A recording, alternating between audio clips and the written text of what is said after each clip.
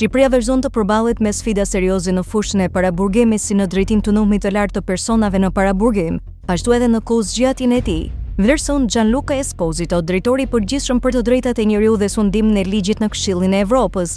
Në një intervistë për agjencinë telegrafike shqiptare, ai tha se situata aktuale paraqet arsye reale për shqetësim. Ai referoi të raportit më të fundit të Komitetit të Këshillit të Evropës për parandalimin e torturës, i cili evidenton se Shqipëria vazhdon të ketë një nga normat më të larta të burgosjes mes shteveve anëtare të KiS.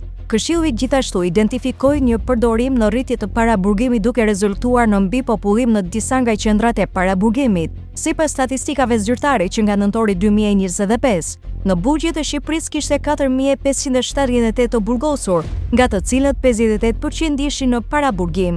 Shkalla e paraburgimit në Shqipëri prej 94.6 personash për 100.000 banor është gati 4 ose 5 herë më e lartë se mesatarja e BE-s.